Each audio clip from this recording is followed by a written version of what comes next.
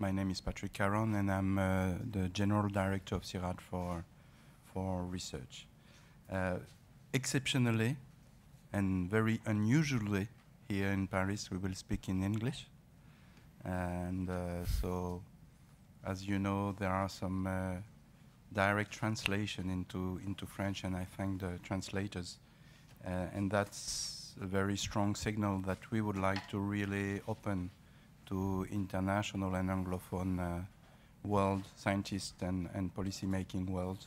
And that's then a willingness from our side to express ourselves in English. Well, in order to try to share with you the passion that we had, I will address three issues as an introduction. First, why did we embark on such a crazy idea? Secondly, in what way is it original, Agrimonde, compared to other similar exercises in the world? And third, why did we decide to publish a book about which we feel pleased and honored to present to you today? Just before that, let me just tell you in a few words what Agrimonde is about. It was launched in 2006 as a joint Cirad and inra initiative. It represents a tool for collective assessment of global food and agricultural issues, which can be summed up as follows.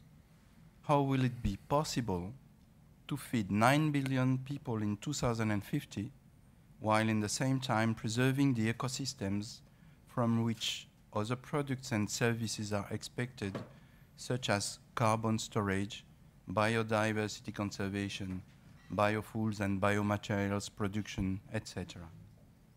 Well, then, three issues as an introduction. First of all, why did we embark on such a crazy idea?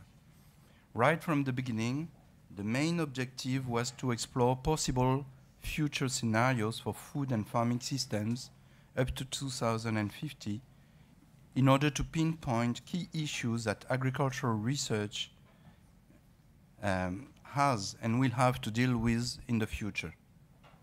Some years ago, the world, and Europe in particular, was producing too much, and food was becoming cheaper and cheaper.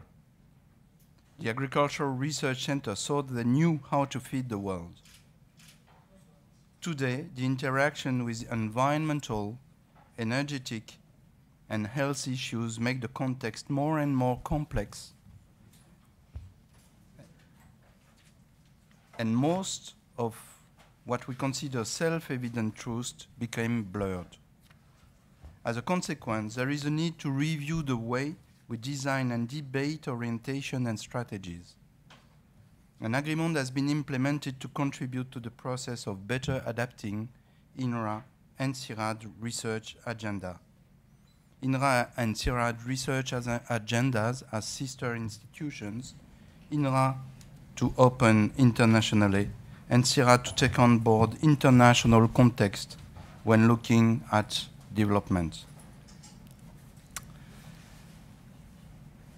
In other words, it was felt that there was a need to provide our two institutions, and more generally our country, with a basis for discussion of global food and agriculture issues, and to identify the top priority research questions that should be addressed by Cirad, by INRA, and more generally by international agricultural research as a whole. Secondly, as an introduction, in what way is Agrimonde original compared to other similar exercises in the world? The first original dimensions lies in the approach itself. The assumption is that the analysis of past trends makes it easier to imagine possible future, and therefore the strategic thinking regarding current decisions.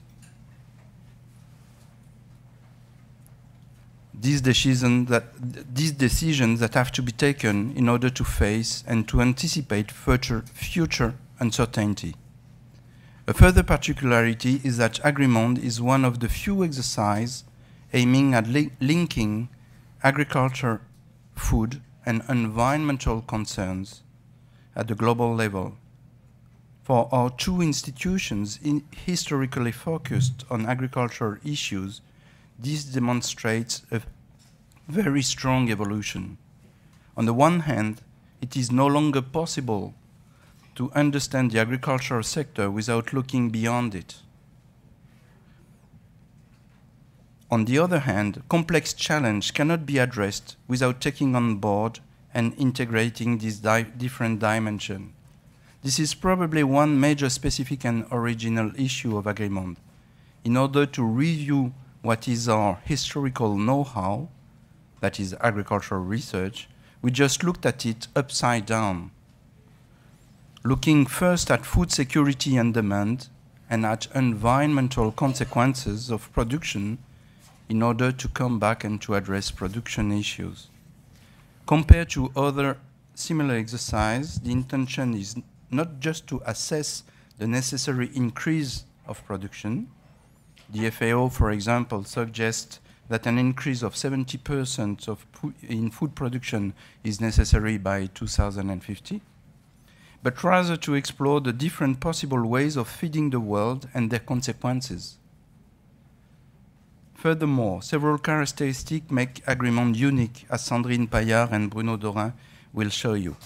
The integration of quantitative and qualitative information in both retrospective and foresight, the mobilization of multiple disciplinary expertise in the exercise, the use of one aggregation unit, the calorie, to make it possible to aggregate and compare it from one region to another, from one product to the next one, as well as to balance assessments between demand and supply at the national, the regional, and the global levels.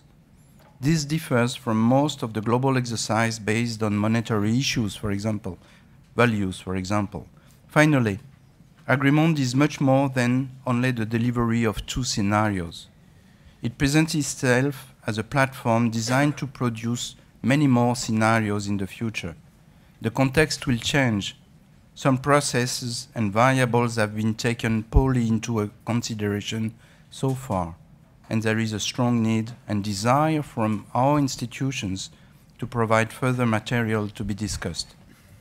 Nonetheless, Agrimonde is just one exercise amongst others.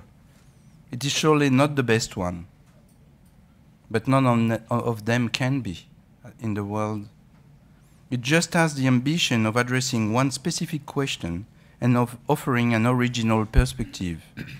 Other important assessments were conducted recently, such as the World Bank World Development Report that has been dedicated in 2008 to the agricultural sector, the Intergovernmental Assessment of Agricultural Science and Technology for Development, known as IASTD,